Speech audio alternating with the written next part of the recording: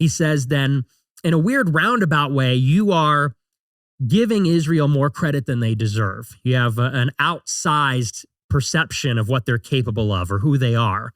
He said, so if you're banging your head against the wall, all you talk about is Israel, then do you even care about America? Maybe you care more about Israel, have more of a negative opinion of Israel to the detriment of a positive feeling towards America.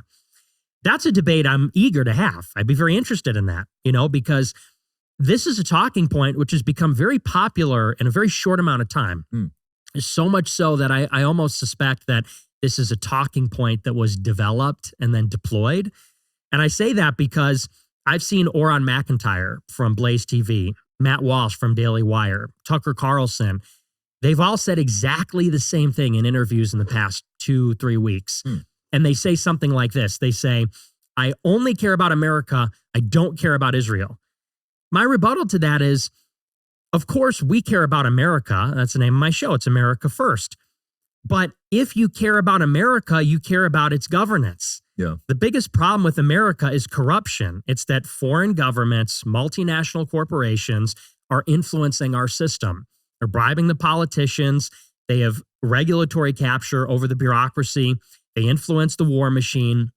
That's why we get all these policies like free trade or the war in Iraq, which are not in America's interest. These are things that benefit certain companies, certain countries. They don't benefit the actual people of the country. So, of course, if you care about America, you need to care about if Israel's influencing our foreign policy. If you cared about America, you care about our military. Should we go and fight a war in Iran? Most Americans would say no. Israel says yes. They're very clear about this. If you care about America, you need to care about, that Israel is exercising a veto over our military and our foreign policy. That's just one example.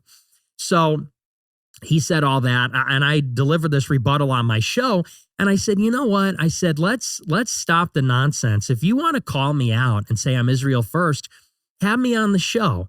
Everybody loves to have a position about me. They're very confident in calling me out for whatever reason, from any angle, when I'm not in the room. And that goes for Jordan Peterson, Shapiro, Tim Pool, Charlie Kirk. These are all people that have called me out over the years, called me names. I hope you guys are enjoying the show. Please don't forget to like and subscribe. It helps. Orthodox. I have this underground, heterodox, dissident view. Let's have the conversation. This is the free marketplace of ideas.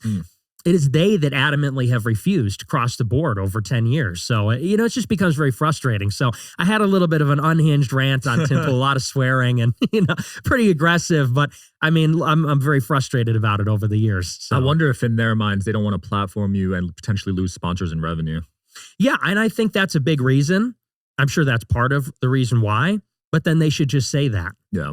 I mean, don't piss on my leg and tell me it's raining and say, oh, well, a lot of them say, well, we don't have him on because he's a jerk. He's a nasty guy. And it's like, I think I'm a polite guy. Even if you disagree with me, I'm pretty polite. And I think that if they were transparent about it, it would reveal kind of the whole game, which is, wait a second. I thought we're in a free marketplace of ideas. Now you're telling me that if you talk to a certain person, you're going to lose all your money. What does that say about the political discourse? What does that say about our politics that, from Candace Owens to Ben Shapiro, I mean, really the full spectrum, they're all dependent on platform access on the major social platforms. They're all dependent on ad revenue from big sponsors, from certain companies. And it seems that those platforms and those sponsors exercise control over what the people say, who they can talk to, what opinions they can have. So when you watch a show, are you getting that person's opinion? Are you getting a real opinion? Or are you getting talking points that are sort of filtered? Even if it's not, maybe not necessarily somebody says, you can't say this, you can't say that. Even if it's a quiet self-censorship where somebody says, oh, if I have this guy on, I'm going to lose my show. It's really a difference without a distinction.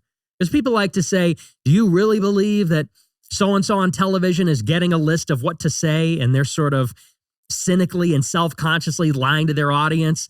Not necessarily. I think people like opportunities. They like to get paid. They want to have a big platform.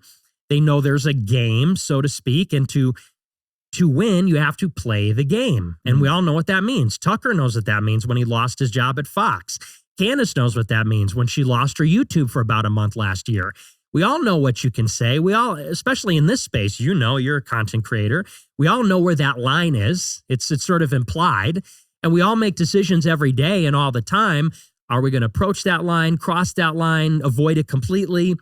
And, you know, someone like myself, it's my existence is inconvenient for them because I'm somebody that says, I have no lines. I have no sponsors. I've been banned from the platforms. If they ban me, I don't care. I'll go on an alternative platform.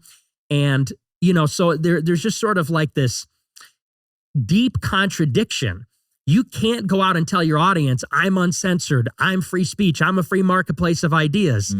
Oh, but I'm on YouTube, so I can't say this. Oh, but I have a sponsor, I can't say that.